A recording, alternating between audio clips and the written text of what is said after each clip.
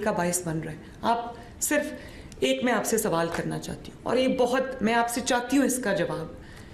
لبیک کتنا خوبصورت لفظ ہے.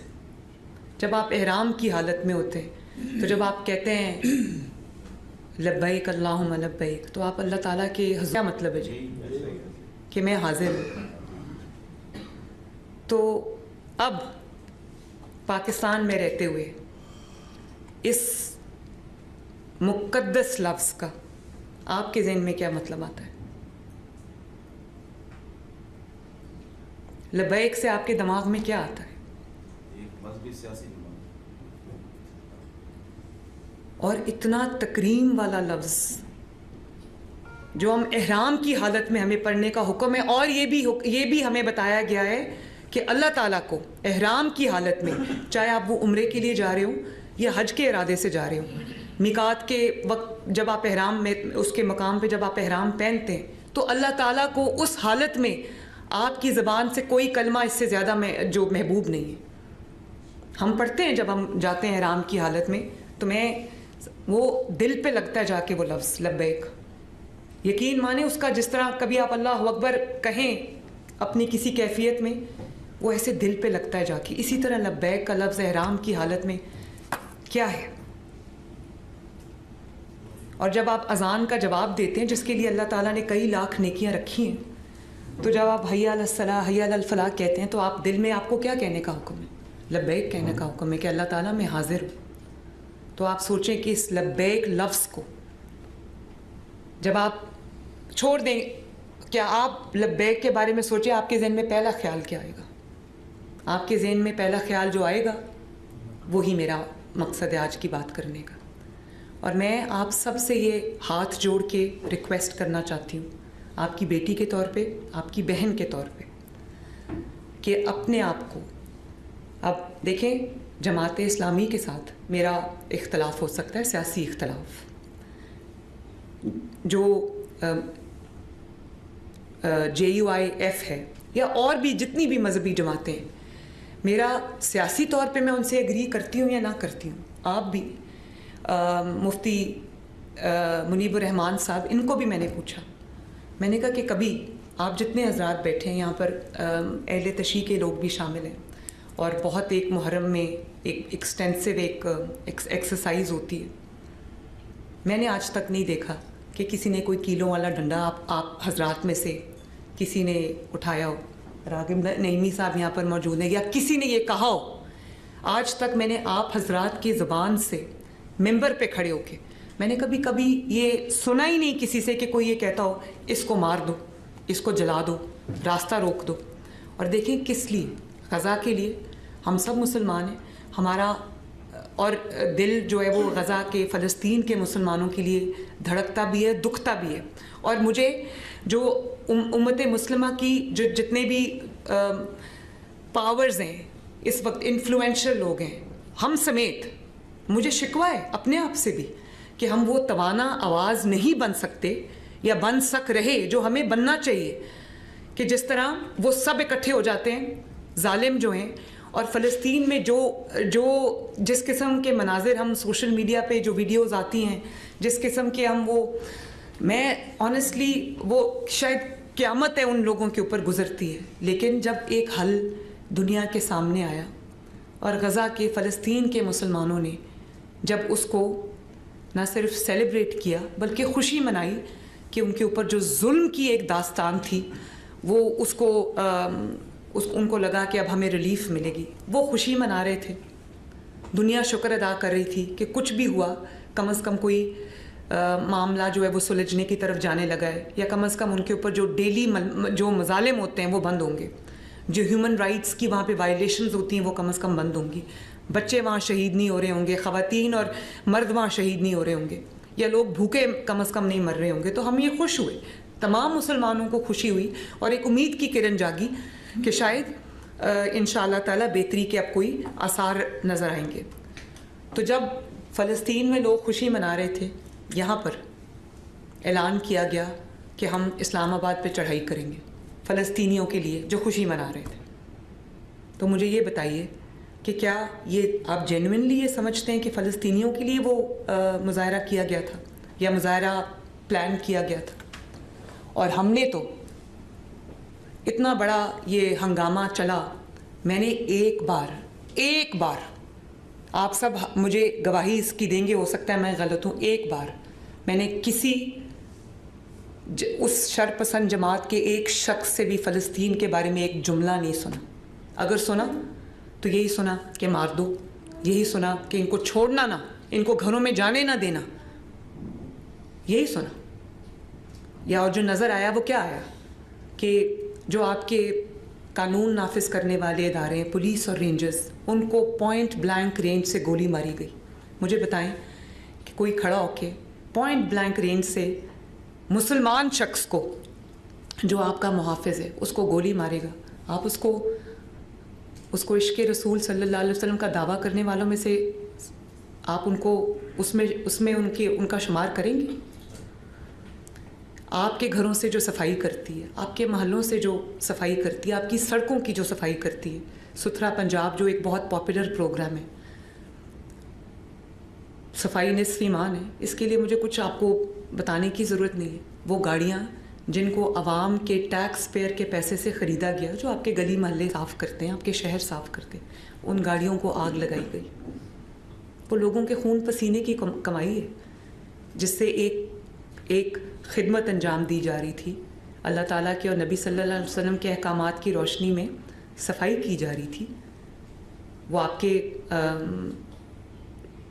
ماحول کو خوبصورت بنانے والے لوگ ہیں، وہ گاڑیاں اور وہ جلا دی گئی، وہ راستے بند کر دیے گئے. لوگوں کو اس قدر مشکل پیش آئی. میرے لیے بہت تکلیف دہ تھا کہ وجہ کہ ہم نے اسلام آباد میں جا کے ایک سفارت خانے پہ چڑھائی کرنی. تو دیکھیں، ہم کسی ملک کی کسی جو فلسفی ہے، عقائد ہیں، ہم اس سے اگری کریں یا نہ کریں، جو پاکستان میں ہمارے زیر سایہ، ہمارے ملک میں، ہماری دھرتی پہ اگر کوئی آ کر یہاں پر رہتا ہے تو اس کی جو حفاظت ہے وہ ہم سب کی ذمہ داری ہے. ہم کیا ایک امپریشن لوگوں کو دیتے ہیں کہ چڑھائی کر دو. پوری دنیا میں سفارت خانوں کا احترام کیا جاتا ہے، سفارت خانوں کو پروٹیکشن پرووائڈ کی جاتی. تو میں آپ سے یہ پوچھنا چاہتی ہوں کہ حکومت اس میں کہاں غلط ہے؟ مفتی صاحب نے فرمایا کہ ہمیں تحمل کا مظاہرہ کرنا چاہیے. 2.25 سال ہو گئے، ہر دفعہ کوئی نہ کوئی واقعات ہوتے میں بہت تحمل کا مظاہرہ کرتی ہوں، کیونکہ مجھے پتہ ہے کہ وہ صرف ایک شرپسند جماعت نہیں ہے. اس نے لوگوں کے ذہنوں میں کو زہر آلود کیا ہے.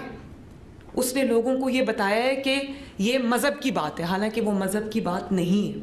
میں خود جانتی ہوں کہ ایک ریڑھی والا جو فروٹ بیچتا تھا، اس کو صرف اس لیے اٹھا کے مارا گیا کہ اس نے اس جماعت کے کسی رکن کو اس نے جھک کے سلام نہیں کیا. یہ میرے پاس آیا ہے کیس. تو آپ جیسے کہ آپ پہ فرض ہے، آپ دین کی سمجھ بوجھ رکھتے ہیں، دین کی نالج رکھتے ہیں. اللہ تعالیٰ کا جو مقدس گھر ہے جس کو ہم مسجد کہتے ہیں، یا مدرسہ جس کے اندر اسلام کی تعلیمات دی جاتی ہیں، قرآن پاک کو پڑھایا جاتا ہے، سمجھایا جاتا ہے، احادیث کے بارے میں لوگوں کو آپ انلائٹن کرتے ہیں، اس کا ممبر آپ کے پاس ہے، وہ لاؤڈ سپیکر آپ کے پاس ہے. اور اگر آپ یہ سمجھتے ہیں، دیکھیں، میں تو بطور مسلمان، میں ایک مذہبی گھر سے تعلق رکھتی ہوں، اور میں اس ماحول میں بڑی ہوئی ہوں کہ میرے دادا، میرے والد، میرے تمام گھر والے، ہم عید میلاد النبی کو ایک عید کے طور پہ مناتے ہیں. ہمارا آج بھی گھر جو ہے اس کو اس طرح سجایا جاتا ہے جیسے واقعی کوئی شادی ہے، کوئی عید ہے. تو جب میں چھوٹی تھی تو ماڈل ٹاؤن میں رہتے تھے، تو عید میلاد النبی صلی اللہ علیہ وسلم کے جلوس ہمارے گھر کے آگے سے گزرتے تھے. میرے دادا نے ہمارے ہاتھوں میں، ہم چھوٹے چھوٹے بچے ہوتے تھے، پھولوں کی، گلاب کی پتیاں دی ہوتی تھیں، اور مٹھائی کے جو پیکٹس ہیں وہ دیتے، وہ ہم جلوس کے اوپر وہ پتیاں پھینکا کرتے تھے، اور وہ جو مٹھائی ہے وہ جلوس میں تقسیم کیا کرتے تھے. تو میری تو اس قسم کی ماحول میں میری پرورش ہوئی ہے. مجھے تکلیف ہوتی ہے یہ دیکھ کے کہ کوئی عشق رسول صلی اللہ علیہ وسلم کا دعوے دار جو ہے وہ کام کر رہا ہے جو بالکل نبی صلی اللہ علیہ وسلم کے احکامات کے منافی ہے. اور آپ سب کو کہ یہ بھی حدیث ہے نا کہ ایمان کا سب سے کمزور درجہ یہ ہے کہ دل میں برا جانے. ہم سب دل میں برا جانتے ہیں, بات نہیں کرتے سامنے آ کے, کسی نہ کسی خوف کی بنا پہ ہم لوگ بات نہیں کرتے. یہ بات کی جانی چاہیے. آپ اپنے آپ کو تمام مذہبی جماعتوں کو اس سے اپنے آپ کو علیحدہ کرنا ہے, اور ان کے جو فالوورز ہیں جس کے اندر بہت کوئی انوسنٹ لوگ بھی ہیں جو دین کی محبت میں اینالائز کیے بغیر ایک بھیڑ چال کے پیچھے چل پڑتے ہیں, ان کو صحیح راستے پہ لانا, ان کو دین کا اصل روح سمجھانا, ان کو عشق نبی صلی اللہ علیہ وسلم کی اصل روح سمجھانا, یہ آپ سب کا فریضہ ہے. لوگوں کی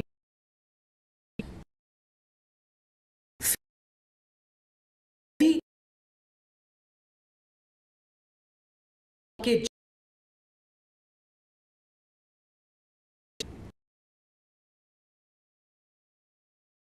بطور وزیر اعلیٰ میری ذمہ داری, میری مذہبی ذمہ داری جس کے بارے میں اللہ تعالیٰ کو جواب دے ہوں. اور اتنا جھوٹ کہ آپ نے شاید وہ ویڈیوز دیکھی ہوں گی کہ کیش کے بنڈلز نکل رہے ہیں دفاتر میں سے. وہ اسلحہ برآمد ہوا ریڈز کے دوران, جو اسلحہ شاید لا انفورسمنٹ ایجنسیز کے پاس بھی نہیں. میں آپ سے پوچھنا چاہتی ہوں کہ آپ میں سے کتنے ایسے علماء کرام ہیں جن کے مدارس میں, جن کی مساجد میں وہ اسلحہ کہیں سے نکل آتا ہے یا اسلحہ رکھا ہوا ہے آپ نے, جو اپنے حفاظت پہ معمور جو سیکیورٹی گارڈز رکھے ہوئے ہیں ان کے پاس جو لائسنس والا اسلحہ ہے. یہ اسلحہ کس لیے استعمال ہوتا ہے آپ بھی جانتے ہیں. یہ اسلحہ استعمال ہوتا ہے ریاست کے خلاف. یہ اسلحہ استعمال ہوتا ہے قوم کے اندر, عوام کے اندر خوف و ہراس کی کیفیت پھیلانے کے لیے. یہ اسلحہ استعمال ہوتا ہے پولیس کے اور رینجرز کے جو لوگ ہیں ان کی سینوں پہ چلانے کے لیے. ایک ایس ایچ او ہمارا شہید ہوا ہے, بہت بہادر بچہ تھا, پوائنٹ بلینک رینج سے اس کے سینے میں گولی ماری, اس کے 2 چھوٹے بچے. تو مجھے پتہ ہے کہ آپ لوگ اس چیز کو اچھا نہیں سمجھتے اور آپ اس چیز کو, اس کی مذمت کرتے ہیں, میں جانتی ہوں, لیکن صرف مذمت کرنا کافی نہیں ہے. آپ ایک اس کو اپنے, کیونکہ جب ہم دینی جماعتیں اگر درمیانی بات کریں گی, درمیانی بات جو کہ شاید میں سمجھتی ہوں مجبوری بھی ہوتی ہے کئی بار کرنی, سیاسی لوگوں کی بھی مجبوری ہوتی ہے درمیانی بات کرنا. جب آپ درمیانی بات کریں گے تو لوگوں کے دماغ میں شکوک اور شبہات جو ہے وہ جنم لیں گے. لوگوں کو کلیئرٹی کے ساتھ نہیں پتہ چلے گا کہ کون دین کو ریپرزینٹ کرتا ہے اور کون دین کی آڑ میں جو ہے وہ اپنے جو مذموم مقاصد ہیں ان کو آگے بڑھا رہا ہے. فتنے کی نشاندہی کرنا. اور آپ نے بالکل صحیح کہا کہ جب ایک سیاسی جماعت ہتھیار اٹھاتی ہے تو وہ سیاسی جماعت نہیں رہتی. جب مذہبی جماعت ہتھیار اٹھاتی ہے وہ مذہبی جماعت نہیں رہتی, وہ تشدد پسند جماعت ہو جاتی ہے. اور میں آپ کو یہاں پر پی ٹی آئی کی مثال دینا چاہتی ہوں کہ جب تک وہ سیاسی جنگ لڑتے رہے ان کو کسی نے کچھ نہیں کہا, انہوں نے ہزاروں جلسے کیے, ان کو کسی نے انگلی بھی نہیں لگائی. جس دن